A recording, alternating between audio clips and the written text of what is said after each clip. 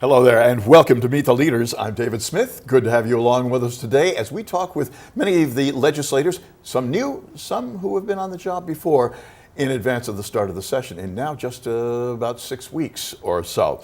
With us now is one of those who is a newly elected, Ann Hughes. She's a representative representing the 135th District, a district that did flip for you, Ann Hughes, this go around. So congratulations. Thank you. Welcome. It's nice to have you with us on Meet the Leaders. It's great to be here, David. This is an interesting thing. As we were talking before the show, there have been a number of flips in Fairfield County, but beyond as well. To what do you attribute that, do you think? I really think it's a new momentum of engagement. We did a lot of door knocking. We did a lot of meeting people where they're at. People are frustrated, and we had a message of accountability and transparency and continued engagement. I told a lot of folks that I never worked so hard on a campaign as I did in 2008 for Barack Obama, until this one, of course. And then we won, and we went back to our lives.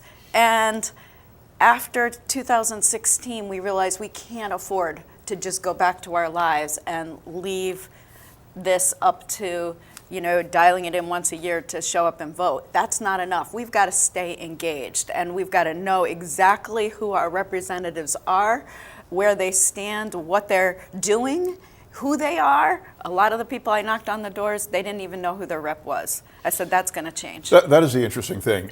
Many people had not heard from a rep and talked to others who have had that similar circumstance, the grassroots sort of electioneering that you all got involved in, but a lot of people had never seen or heard from they their said, legislator before. Nobody's ever come to my door before. And clearly that really affected them very positively for those like yourself who did. Now, what did you find? Was there any consistency in the concern that these folks had? Because you're representing Easton, Weston, and Reading, and they're somewhat similar, but not necessarily identical towns by any means.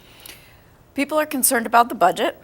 People are concerned about the state of the state and losing jobs. People have for sale signs all over, property values going down. But the one consistent theme that I heard is that we are one community, essentially. I mean, we might have different ideas about how to implement and move our state forward, but we are one community at an urgent time. I mean, we are sort of the defense against some of the damage on the federal level. We have to really prepare for climate change. We are a coastal state. We need to really be leaders as one community about what this future is going to look like, and we need to mobilize the public will now to get there. And I think there is a real appetite for that. Now, give people a little bit of a lay of the land. Where do you come to being a politician? Well, I've been kind of a lifelong activist my whole life. I'm a social worker. I've been showing up for issues since I was a child. I often tell the story of first writing to President Nixon when I realized that women would have to go to war when I grew up. And so I was terrified by that idea.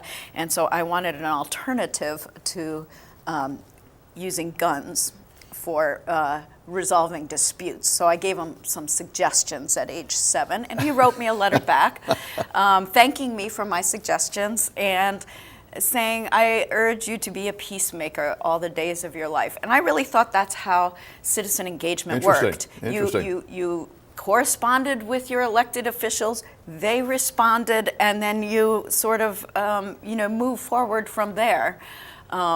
Of course, a few years later, he got impeached, and you know the rest of the story. And being a peacemaker, I think a lot of people would say, Dick Nixon, a peacemaker. Exactly. But he did respond, and I think that we have gotten used to an era of non-responsive leadership, and certainly our administration this presidential administration is not responsive at all to the will of the people. And we have to serve as a bulwark against that. Yeah, the budget is clearly got to be on the minds of a lot of people. It I is. would think, It since is. it affects their taxes and Right. that structure, Absolutely. which is of such concern. Absolutely. Had they some suggestions as to what to do about it?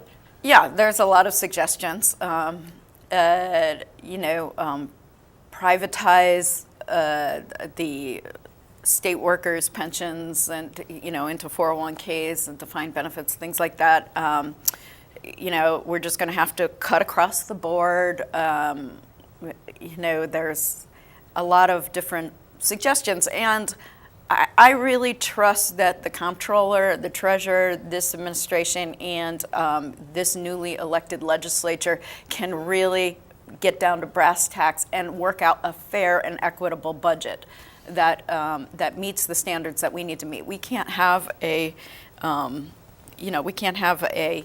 deficit budget like the federal government. Yeah. We have to have a balanced budget, but it absolutely should be fair. And by fair, I mean not harm the people most vulnerable first. And that is, of course, the trick. That's right. Because That's right. that's where the great demands are on Right. the budget, and Right. very little comes in as a result of that.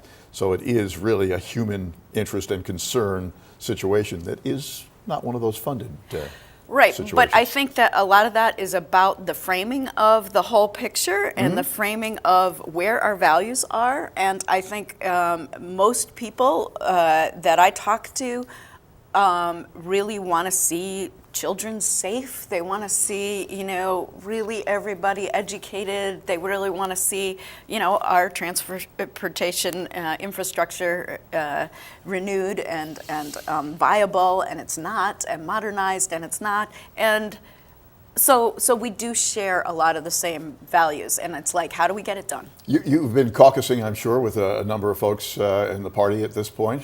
I have. You optimistic about what you're hearing and Yes. so forth from those who are in Yes, I the think we position? have an incredible momentum, again, of public will, but we have to stay engaged with that and say, here's what we're looking at, here's what we're aiming to do. We need to be incredibly transparent and communicating with our public like they've never been communicated before. Well, you're taking over at a time when the Democrats once again have got firm control of the House and the Senate, as well as the governor's seats there. So, if things are to be done, Now's the this time. is a pretty good time to Now's do the things, time. you'd think. And I think we are really committed to fiscal responsibility, and we just need to keep that framework incredibly transparent and communicate better about what that looks like, because I think we've been sort of playing defensive on that, and I don't believe that's accurate. Representative-elect Ann Hughes Thank joining you. us on this edition from the 135th District. Nice to see you, Ann. Nice to see you. Can't wait Welcome. to get to work. Yeah, look forward to seeing you up in Hartford. It's Okay. gonna be fun. That's going to do it for this edition of Meet the Leaders. I'm David Smith.